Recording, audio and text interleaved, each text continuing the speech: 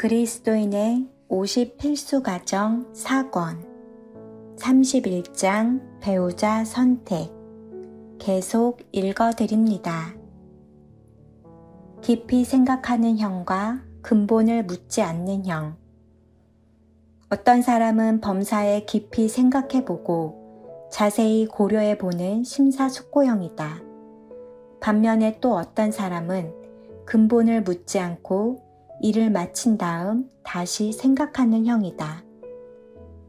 이것은 도덕적인 문제가 아니라 성품의 문제이다. 깊이 생각하는 유형의 사람은 별로 생각하지 않는 유형의 사람을 비평하지 말고 깊이 생각하는 사람을 찾아야 한다. 근본을 묻지 않는 사람도 근본을 묻지 않는 사람을 찾아야 한다. 이렇게 해야만 좋은 나날을 지낼 수 있다. 만약 여러분이 깊이 생각하는 사람인데 근본을 묻지 않는 사람을 취한다면 서로가 반대 방향으로 당기게 되므로 어려움을 느끼게 될 것이다. 말의 정확한 사람과 제멋대로인 사람. 어떤 사람은 두려울 정도로 아주 정확하며 모든 말의 정확성을 요구한다.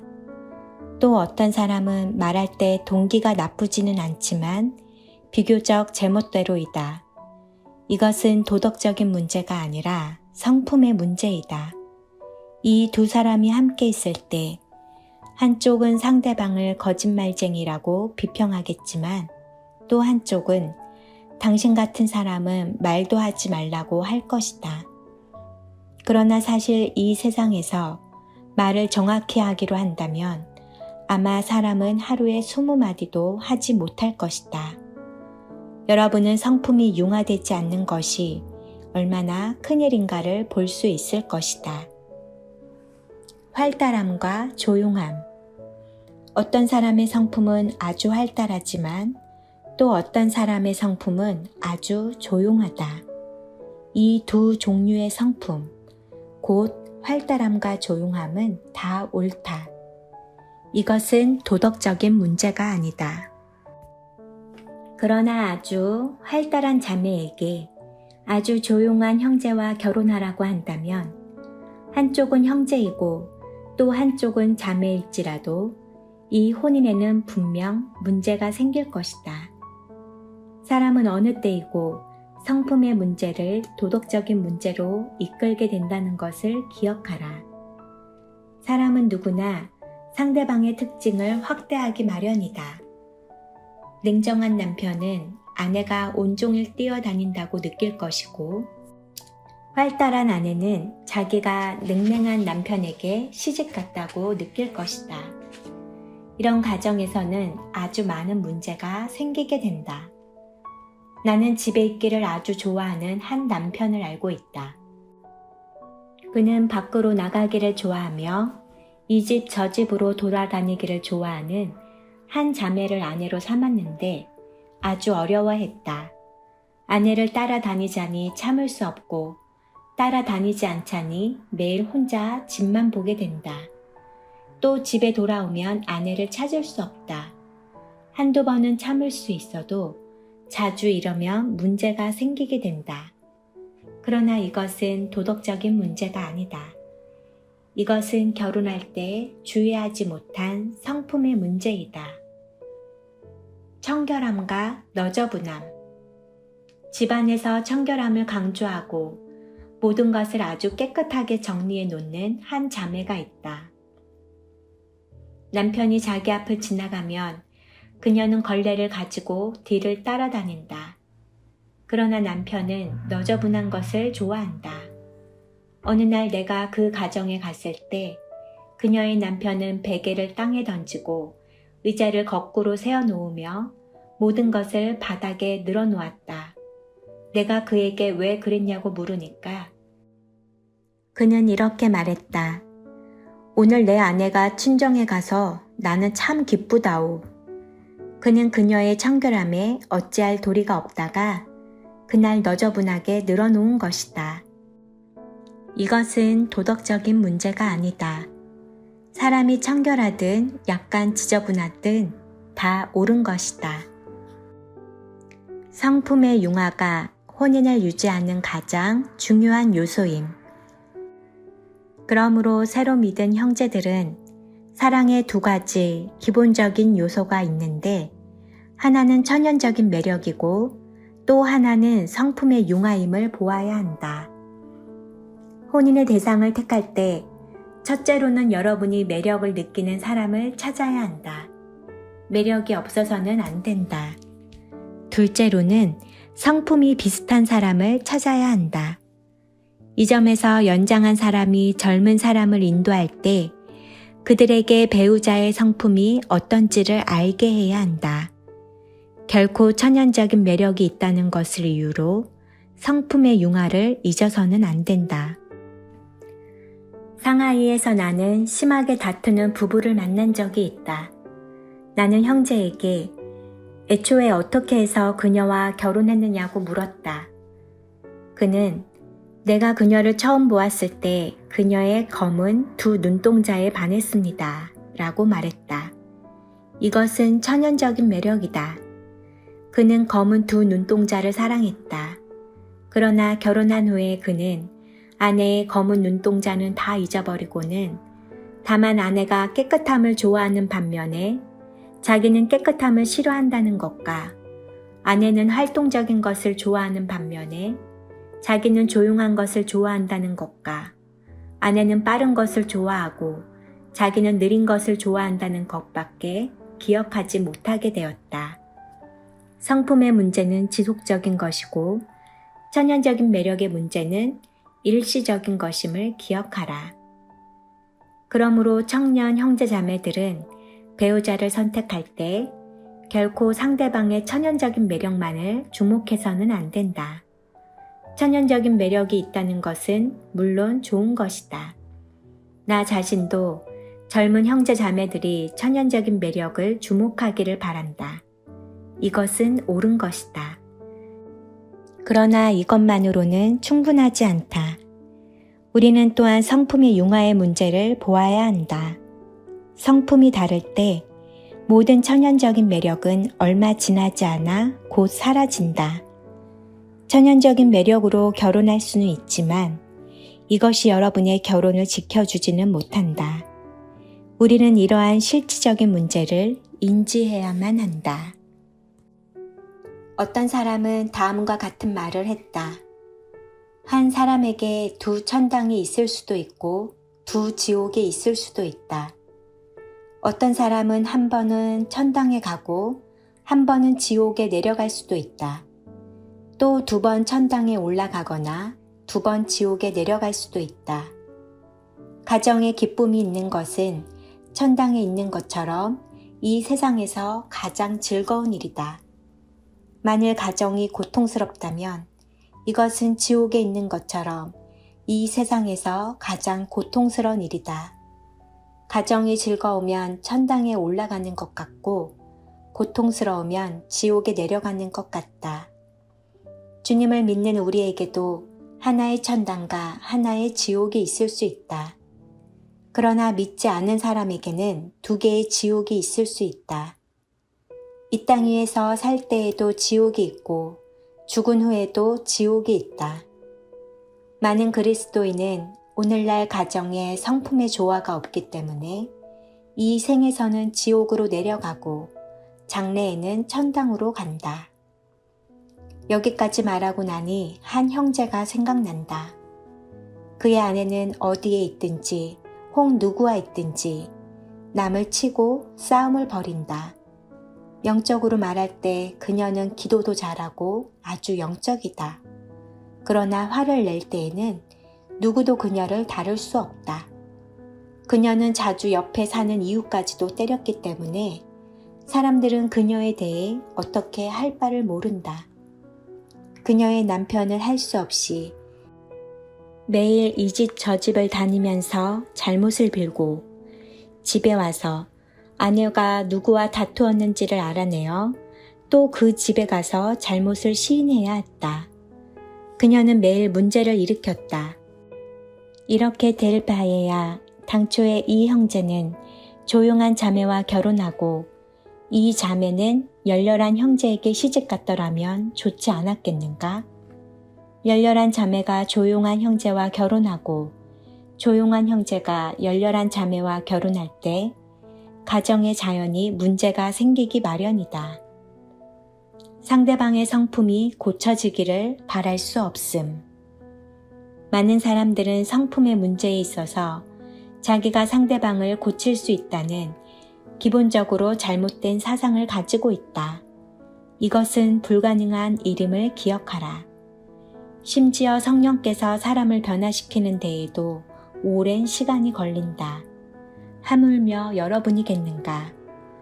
혼인에는 여러분의 성품을 고칠 만한 큰 능력이 없다. 많은 형제 자매들은 상대방의 성품이 자신의 성품과 다르다는 것을 알면서도 항상 남을 고치기를 원한다. 그러나 2, 3년이 지나도 고쳐지지 않음을 발견한다.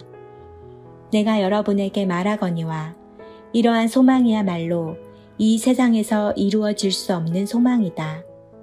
나는 아직까지 아내를 고쳐놓은 남편을 한 번도 본 적이 없다. 또한 남편을 고쳐놓은 아내를 한 사람도 보지 못했다. 나는 예전에 결혼해서는 기성복을 살 수 있을 뿐 맞춤 옷을 살 수는 없다고 말한 적이 있다. 상대방의 있는 그대로를 받아들일 수 있을 뿐 결코 고칠 수 없다. 먼저 여러분은 형제의 이런 성품을 받을 수 있는지, 자매의 이런 성품을 받을 수 있는지를 살펴보아야 한다. 여러분은 상대방의 현재 성품을 주목해야 한다. 상대방의 성품을 고치려고 하지 말라. 이런 소망은 결코 이루어지지 않는다. 만일 하나님의 자녀들이 이 점을 주의한다면 많은 어려움을 피하게 될 것이다. 상하이에서 일하는 10년 동안에 나는 내 시간의 4분의 1을 가정 문제를 돕는 데 사용했다. 여러분에게 단호하게 말하겠는데 여러분은 결코 성품이 다른 형제나 자매를 함께 두지 말아야 한다. 만일 한 짝이 되게 한다면 결과가 좋지 않을 것이다. 이런 가정의 자녀도 분명 좋지 않을 것이다. 자녀는 양쪽에서 줄을 당기는 상황에서 어느 쪽을 도와야 할지를 모르게 된다. 결국 자녀들은 구원을 얻기도 쉽지 않게 될 것이다. 약점의 문제. 7번째로 약점의 문제를 보기로 하자. 위에서 말한 성품의 문제에는 도덕적인 문제가 없다. 그러나 사람들에게 성품의 차이가 있을 뿐 아니라 약점의 문제도 있다는 것을 보아야 한다. 약점에는 도덕적인 문제가 있음. 약점이란 무엇인가? 어떤 사람은 게으른 반면에 또 어떤 사람은 부지런하다. 여러분이 알듯이 근면함은 장점이고 게으름은 약점이다. 어떤 사람은 말에 아주 정확하다. 이 정확함은 확실히 장점이다. 그런가 하면 어떤 사람은 부주의하게 말할 뿐 아니라 계속해서 거짓말을 하고 자주 과장한다. 이것은 약점이라고 말할 수밖에 없다. 어떤 사람은 입이 무거워서 말을 많이 하기를 싫어한다. 이것은 장점이다. 어떤 사람은 남을 비평하고 가르치기를 좋아하는데 이것도 약점이라고 말할 수밖에 없다. 여러분이 이 집에서 나온 말을 저 집으로 가져가고 저 집에서 나온 말을 이 집으로 가져가는 것은 약점이지 성품의 문제가 아니다. 성품은 도덕적인 문제와 관계되지 않는다.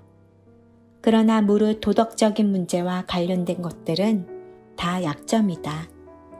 이것은 하나님 앞에서 다룸을 받아야 한다. 가령 사람이 일을 빨리 처리하거나 늦게 처리하는 것은 성품의 문제이다. 만일 사람이 일을 조급할 정도로 빨리 처리한다면 이것은 약점이다. 사람이 신용을 잃을 정도로 일을 늦게 처리하는 것도 약점이다. 조급한 것도 약점이요. 신용을 잃을 정도로 느린 것도 약점이다. 상대방의 약점을 찾아내야 함. 상대방에게 약점이 있을 때에는 어떻게 해야 하는가? 이 일은 옆에 있는 사람이 단정하기가 쉽지 않다. 청년 형제 자매들은 결혼하기 전에 반드시 상대방의 약점을 찾아내야 한다. 상대방의 약점을 찾는 일은 결혼하기 전에 하는 일이지 결혼한 후에 하는 일이 아니다. 결혼한 후에 상대방의 약점을 찾는 것은 잘못하는 것이며 사실상 어리석은 일이다. 결혼한 후에 상대방의 약점을 찾는 것은 이미 너무 늦은 것이다. 결혼한 후에 남편은 바보스럽고 벙어리일수록 좋다. 아내도 바보스럽고 벙어리일수록 좋다. 결혼 후에 다시 약점을 찾는 것은 너무 늦은 것이다. 여러분은 매일 함께 생활하기 때문에 눈으로 보지 않으려 해도 많이 보일 텐데, 만일 자세히 본다면 너무 많이 보이지 않겠는가? 결혼은 여러분에게 남의 잘못을 찾을 기회를 주는 것이 아니다. 그러므로 결혼 후에는 여러분의 눈을 사용하지 말아야 한다. 그러나 결혼하기 전에 배우자를 택할 때에는 결코 천연적인 매력 때문에 상대방의 약점을 보지 못해서는 안 된다. 결코 너무 열렬하기 때문에 상대방의 약점을 보지 못해서는 안 된다. 감당할 수 없는 약점도 있음. 이제 약점의 문제를 보기로 하자. 약점의 문제는 두 가지로 처리할 수 있다. 어떤 약점은 우리가 견딜 수 없다. 괴팍한 성품처럼 우리가 감당할 길이 없는 많은 약점들이 있다. 이런 약점이 있는 혼인은 성공하지 못한다. 어떤 약점은 여러분이 감당할 수 있고 여러분이 고려해보고 찾아내기만 하면 통과시킬 수 있다. 그러나 상대방의 약점은 반드시 결혼하기 전에 찾아내야 한다. 어떤 사람은 결혼 후에야 전적으로 상대방의 약점을 찾는다.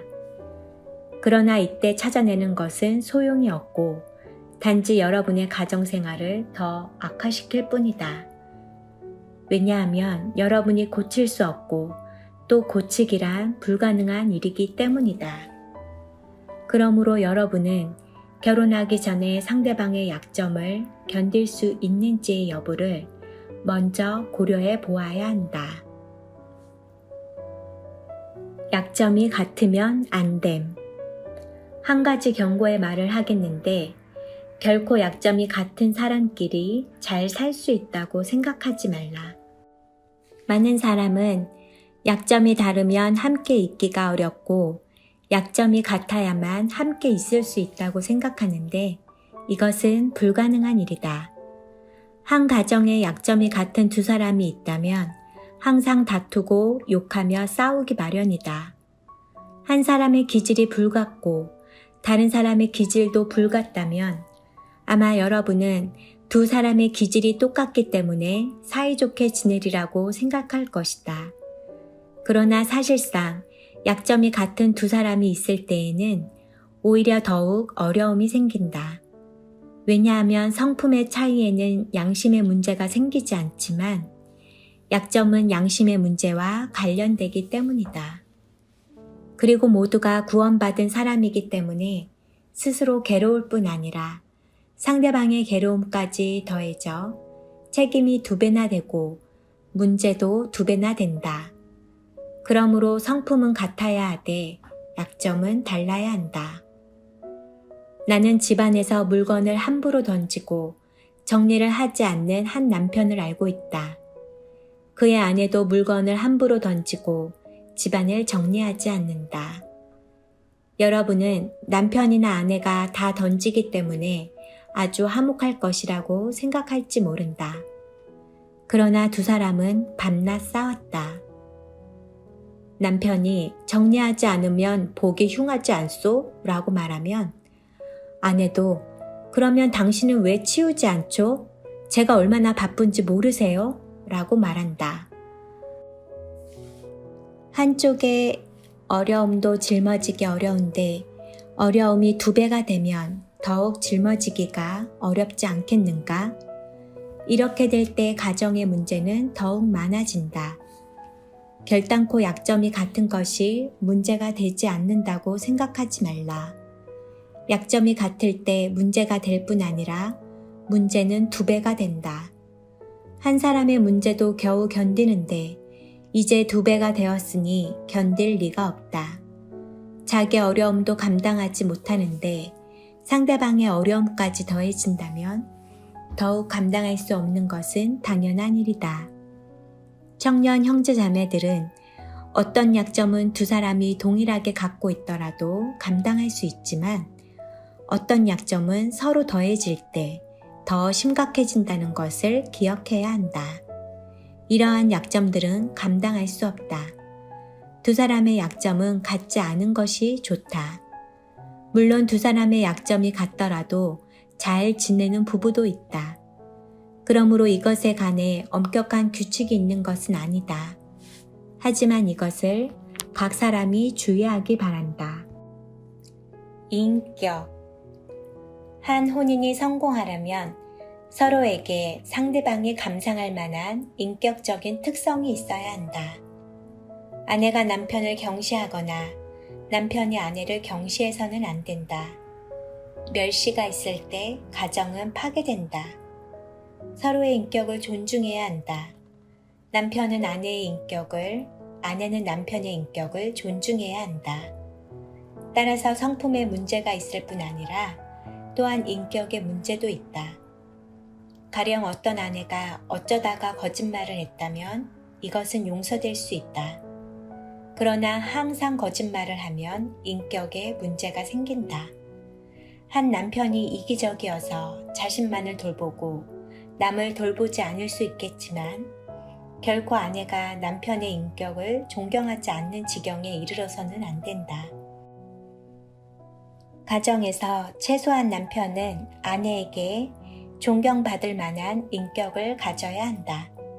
이것은 성품의 차이와 다르다. 성품의 대립이 있는 것만 해도 어려운데 인격을 무시하는 경향까지 있다면 가정의 기초마저 흔들리는 것이다. 만일 상황이 이렇다면 이제 구제불능인 것이다. 가령 어떤 남편은 아주 비열하고 어떤 아내는 무슨 일이든지 타산에 맞으면 하고 그렇지 않으면 안 한다 하자.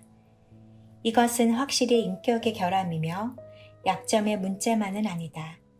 이 속에 경멸과 멸시가 있다. 이것이 들어올 때 혼인의 기본 요소는 사라지게 된다. 그러므로 우리는 상대방의 인격을 견딜 수 있는지의 여부를 주의해야 한다. 어떤 사람은 상당히 잔인하여 누구를 대하든지 아주 무섭고 남의 어려움이나 느낌을 조금도 돌아보지 않는다. 그는 자신의 느낌만 표현하려 하고 남이 상처받았는지를 상관하지 않는다. 이것은 성품의 차이가 아니라 인격적인 결함으로써 멸시가 들어올 수 있는 문을 열어주게 된다. 어떤 사람은 자제하거나 제어할 줄을 모르고 모든 것을 풀어놓는다. 성질까지도 풀어놓고 나쁜 일을 당할 때 함부로 성질을 낸다. 왜 성질을 내는가? 성질을 내는 사람은 모두 이기적이고 자기 만족만 찾는 사람이다. 결국 이것은 성품의 문제나 약점의 문제가 아니라 인격의 문제이다. 이럴 때 사람의 멸시를 받게 된다. 그러므로 2 사람이 결혼할 때에는 반드시 서로가 상대방의 인격 중에서 존경할 만한 부분을 찾아내야 된다.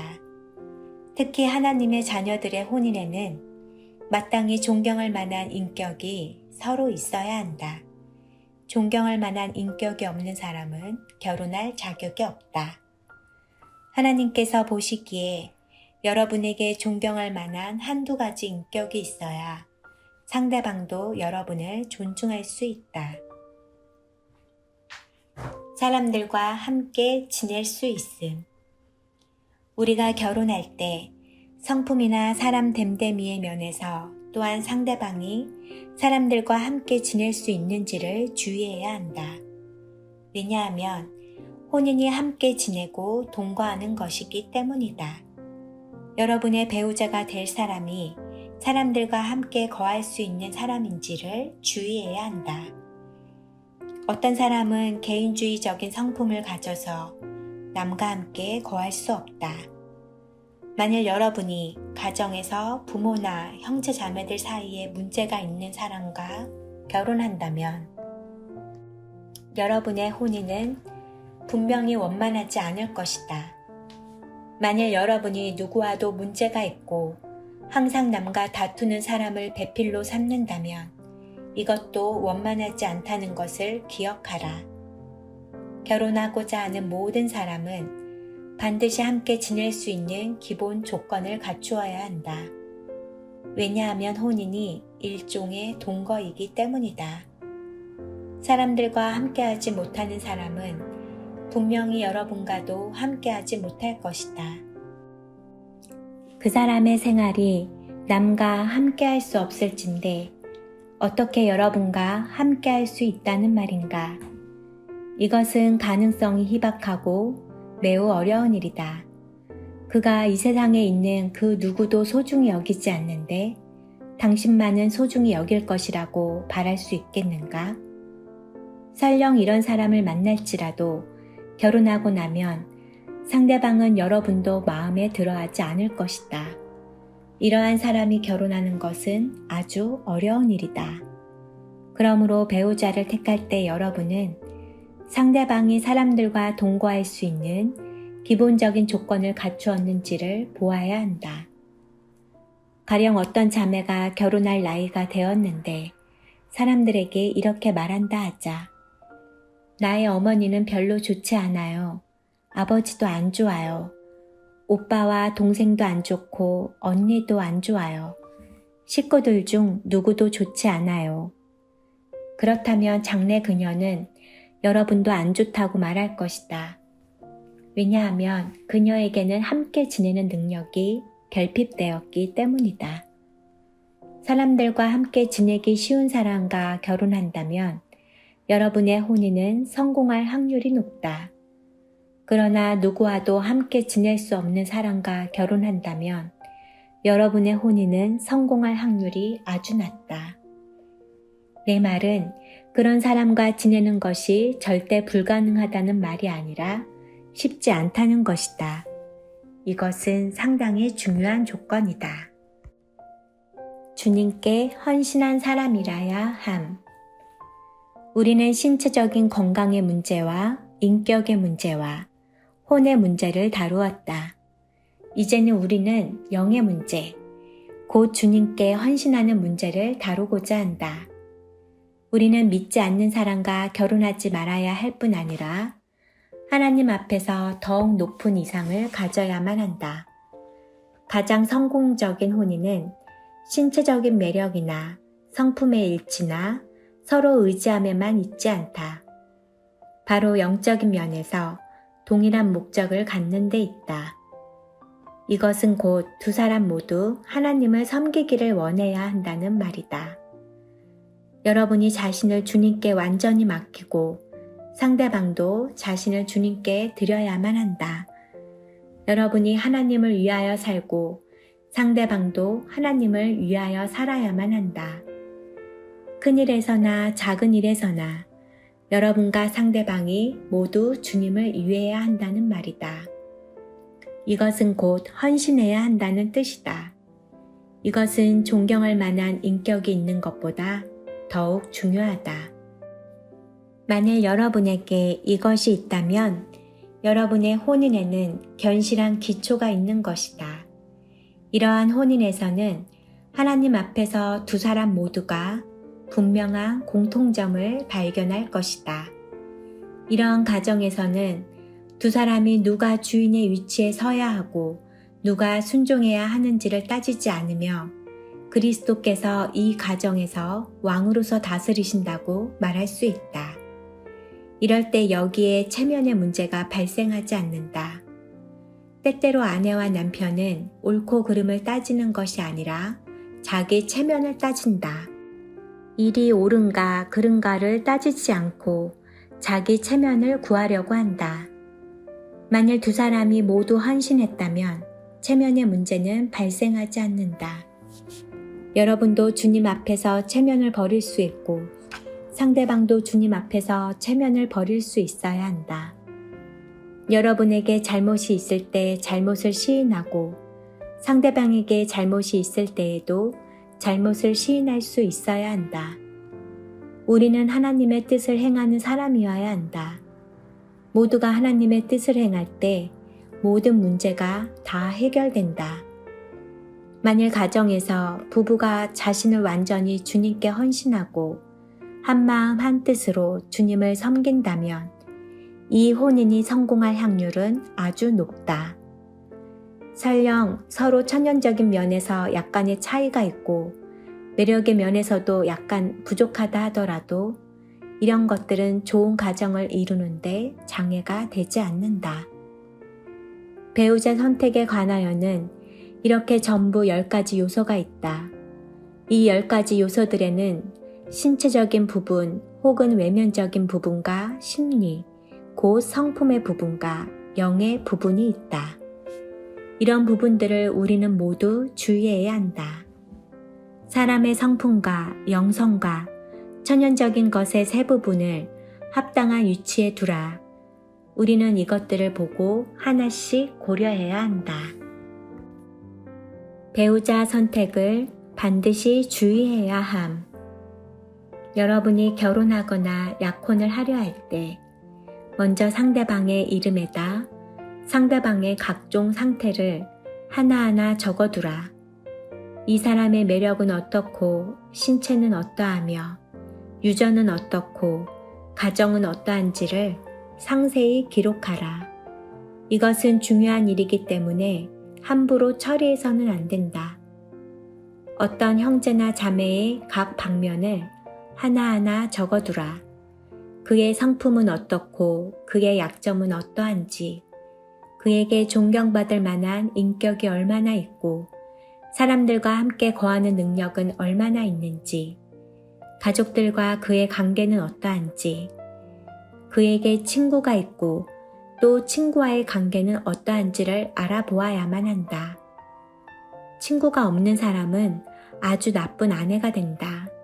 친구가 없는 사람은 아주 나쁜 남편이 된다.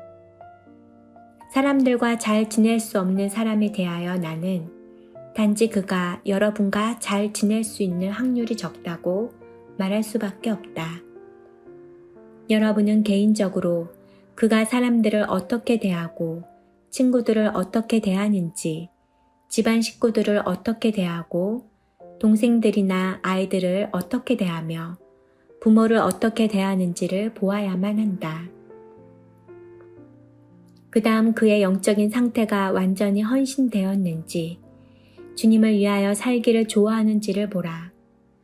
과거에 그가 주님께 얼마나 내려놓았는지, 어떤 영적인 체험을 가지고 있는지를 보라. 연장자들도 종이에 두 사람의 상태를 적어보고 그 둘을 대비해 보아야만 한다. 이렇게 할 때 장래 그들이 다투고 싸울 것인지를 알 수 있다. 많은 사람은 일이 발생한 후에야 이것을 알지만 우리는 사전에 이것을 자세히 관찰해야 한다. 그래야만 그들 한 쌍이 장래에 성공할 확률을 알 수 있다. 내가 다시 강조하여 말하는데 다음 세대의 가정의 어떠함은 다음 세대의 교회와 크게 관계된다. 연장한 형제들은 다음 세대의 가정을 돌보아야만 다음 세대의 교회가 좋아질 수 있다는 것을 알아야 한다. 다음 세대의 가정이 좋지 않다면 교회에 많은 짐이 더해질 것이다. 오늘날 이미 가정을 세운 사람은 고칠 길이 없기 때문에 할 수 없이 양보를 배우고 많이 참으며 친절히 대하고 서로 사랑하라고 권할 수밖에 없다. 그러나 아직 결혼하지 않은 사람은 좋은 가정을 이루기 바란다.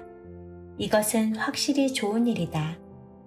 장래 교회 안에 부부가 같은 마음으로 확실하게 주님을 섬기고 하나님의 길을 가는 젊은 가정이 많이 나오기를 바란다. 이것은 매우 아름다운 일이다.